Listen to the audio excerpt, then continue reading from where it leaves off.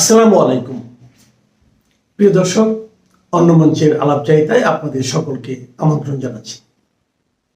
নমস্কার, আমি তরুণ ঘোষ। একটা কথা দুপুরের ভিডিওতে আমি বলিনি, সেটা হচ্ছে এই বিকেলের ভিডিওতে বলবো বলে। আমি একটা দুপুরবেলার ভিডিও করেছিলাম যে ডেডলক হয়ে রয়েছে, সেটা ছাড়ানোর জন্য সার্জিও ঘোষ পীযূষ গোয়েলের সঙ্গে দেখা করেছেন। আমি তার খবরের কাগজ কাটিংও দিয়ে দিয়েছিলাম। তারপর ভারতবর্ষে কি কি করছে না করছে সেগুলোর একটা ভিডিও করেছিলাম। সেখানে একটা ঘটনা ঘটেছে, যে ঘটনাটা আমি তখন বলিনি, আলাদা করে বলবো বলে এখন তাই বলছি।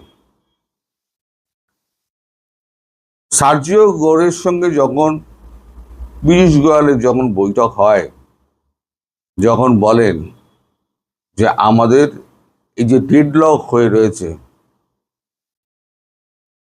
এই যে আমাদের এটা কি বলে বাণিজ্য চুক্তিটা, সেটা ভারত ছেড়ে দিক, নালে পরে আমরা খুব অসুবিধার মধ্যে রয়েছে।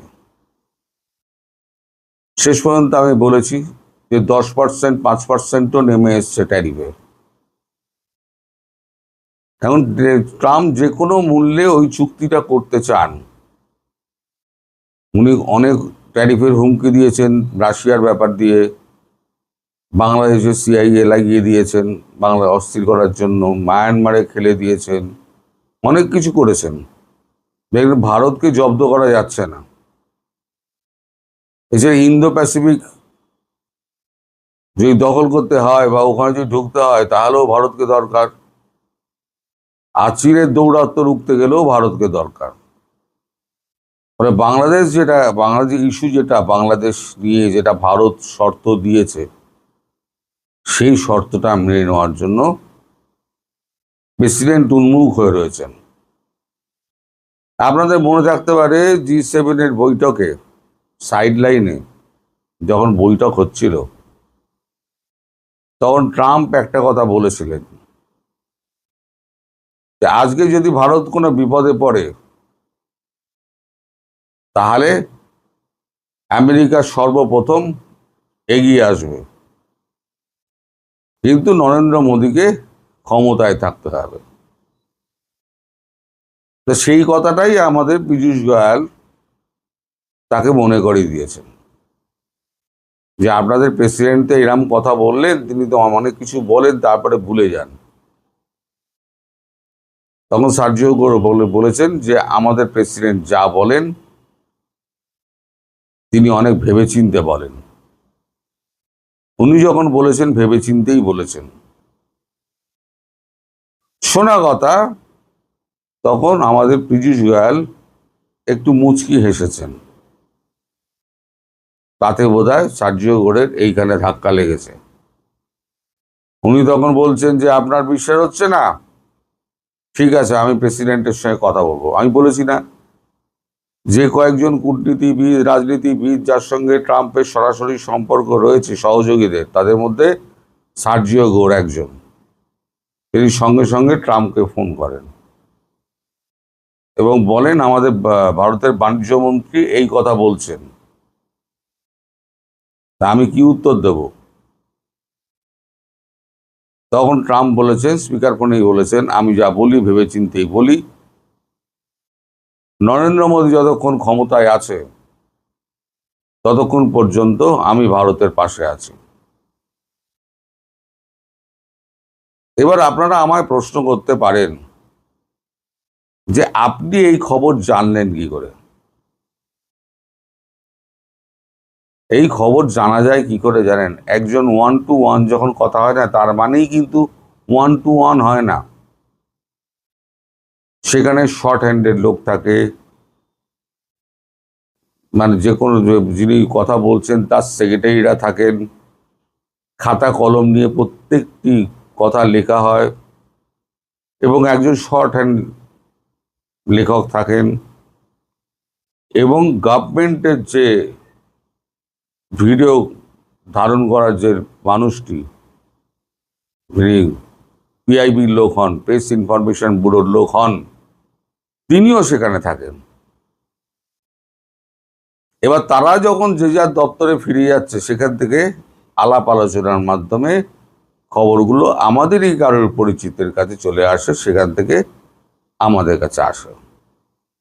আপনাদের একটা গল্প বলি, ভিডিওটা হয়তো একটু লম্বা হবে, গল্পটা খুব মজাদার। একবার রাইটার্সে বুদ্ধবাবু, তখন তথ্য সম্প্রচার মন্ত্রী এবং মুখ্যমন্ত্রী হচ্ছেন জ্যোতি বসু, দুজনে ক্লোজ ডোর মিটিং হচ্ছে। আর আমাদের বর্তমানে জয়ন্ত ঘোষাল, তিনি তার পরের দিন একটি রিপোর্ট করেছেন, যে একদম বিস্তারিত রিপোর্ট করে দিয়েছেন। তা প্রেস কর্নারে পরের দিন সকলের সঙ্গে দেখা, আমরা বসে চা খাচ্ছি। হঠাৎ জয়কৃষ্ণ ঘোষ, যিনি আমাদের জ্যোতিবাবু, যিনি সিএ ছিলেন, তিনি এসে বললেন যে, এই জয়ন্ত, তোমাকে জ্যোতিবাবু ডাকছেন। জয়ন্ত শুনে তো একেবারে শার্ট ফার কোট ফোট তাড়াতাড়ি ঠিক করে, টাইয়ের নটটা ঠিক করে, আমাদের টাই পরা বাধ্যতামূলক ছিল, কোট পরা বাধ্যতামূলক ছিল। এখন তো এই আপনার এই সমস্ত এসে কি বলে, টিভি চ্যানেল এসে সব 12টা বাজে দিয়েছে, টি শার্ট পরে নেমে যাচ্ছে, যেটা আমাদের মানে আগে আগে যখন হতো তখন এটা হতো না, তখন একটা ব্রিটিশ কালচার ছিল, আর আমরা স্টেটসম্যানই ছিলাম, সেই কালচারটুকু আমাদের মেনটেন করতে হতো। তো যথারীতি কিছুক্ষণ বাদে জয়ন্ত ঘোষাল এসছে, বুক চুট একেবারে কাঁধ ঝুলে গেছে। কি হলো জয়ন্ত দা, সবাই প্রশ্ন হচ্ছে। আর বলিস না, আমি যেতেই আমার বললো যে, তোমায় খবরটা কে দিয়েছে, নামটা তুমি শুধু আমায় বলো। আসলে মুখ্যমন্ত্রী যখন বুদ্ধদেব ভট্টাচার্যের সঙ্গে যখন কথা বলছেন, তখনও কিন্তু দুজনে একটা রাজ্যের মধ্যে দুজনের লোক কিন্তু বসে আছে প্রত্যেকটি পয়েন্ট লিখে নেওয়ার জন্য, কারণ আলোচনা তো দুজনের মধ্যে হচ্ছে, লিখবেটা কে? কিন্তু আপনি আমি নই, বিভিন্ন বিষয়ে আলোচনা হচ্ছে, কে কি উত্তর দিচ্ছে। একজন মাইক্রোফোন নিয়ে বসে থাকে, একজন শর্ট হ্যান্ড নেয়, একজন সরকারি যিনি ফটোগ্রাফার, ভিডিও ফটোগ্রাফার, তিনিও থাকেন। এখন তিনি যখন দপ্তরে যান, দপ্তর থেকে ওরমভাবেই জয়ন্ত ঘোষালের কাছে লিক করেছিল, কিন্তু তার চাকরি বাঁচানোর জন্য জয়ন্ত ঘোষাল ঝাড় খেয়েছে, কিন্তু এসে বলেনি। আমরা সেভাবেই খবরটা পাই। তো এখন এই যে আপনাদের দেশে ফাঁসির দড়ি ফড়ি রেডি ফেডি হচ্ছে না, একজন মহিলা ফাঁসুরেকে আপনারা জোগাড় করেছেন কোত্থেকে? তিনি তো একেবারে ম্যানিলা রোপে না কি রোপ আপনারা দেখেছেন, তাতে খুব করে কলা আর দই ফই তেল ফেল খুব মাখাচ্ছেন, যেন শেখ হাসিনা আসবেন আর তাকে সঙ্গে সঙ্গে ঝুলিয়ে দেওয়া হবে। এই যে সার্জিও ঘোর যে যাচ্ছেন, সার্জিও ঘোর তিনি গিয়ে তিনি তো এই প্রশ্নগুলোই করবেন যে, আপনাদের সঙ্গে আমাদের একটা চুক্তি হয়েছিল, বাণিজ্যিক চুক্তি, পশুখাদ্য থেকে অস্ত্র পর্যন্ত সব আপনারা আমেরিকা থেকে নেবেন। তাছাড়া ভারত এবং আমেরিকা যৌথভাবে 10 দফা আপনার প্রতিশ্রুতিপত্র সই করানোর পর আপনি এই ক্ষমতায় এসে বসেছেন 17 বছর বাদে। তাই সেই চুক্তিপত্র, প্রতিশ্রুতিপত্র, এবার আপনি বলুন আপনি চীনের সঙ্গে এইগুলো করলেন কি করে, কোন যুক্তিতে? এই সব প্রশ্ন উঠবে এবং শেখ হাসিনা প্রসঙ্গও উঠবে। সুতরাং এটা বলাই যেতে পারে যে শেখ হাসিনা প্রসঙ্গে ট্রাম্প মোদিকে গ্রিন কার্ড দিয়ে দিল। তিনি যে সময় ফিরুন না কেন তাকে সসম্মানে দেশে রাজনীতি করতে দেওয়া হবে। এইবার তিনি কি হিসেবে ঢুকবেন না হিসেবে ঢুকবেন সেটা পরের কথা।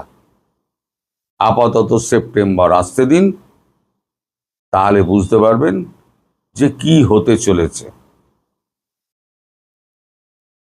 এখন এই ভিডিওটার দুপুরবেলাতেই আমি করতে পারতাম। দুপুরবেলা শুধু আমি বিজনেসটুকু করেছি, আর একটা পার্ট আমি ধরে রেখে দিয়েছি সন্ধ্যেবেলার ভিডিওর জন্য। সবই যদি একসঙ্গে বলে দিই, আপনারা দেখবেন তো অ্যাভারেজ ভিউজ টাইম 7 থেকে 8 থেকে 9 হয় অ্যাভারেজ ভিউজ টাইম। আপনারা পুরো ভিডিও কেউ দেখেন না, অথচ আপনারা ওই ভিডিওর মধ্যেই যা বলা আছে সেটাই আবার জিজ্ঞেস করেন আমাকে। দয়া করে ভিডিওটা দেখলে পুরোটা দেখবেন, নইলে স্কিপ করে যাবেন। ভিডিও না দেখে পুরো আমায় বেকার প্রশ্ন করে আর এই প্রশ্ন সংখ্যা বাড়িয়ে কোনো লাভ নেই। সুতরাং যে যতই লাফাক, যতই চিৎকার করুক, আমেরিকার সামনে, ভারতের সামনে দাঁড়ানোর ক্ষমতা কারো নেই। আর এখানে আমেরিকার স্বার্থ রয়েছে, আর এখানে ভারতেরও স্বার্থ রয়েছে।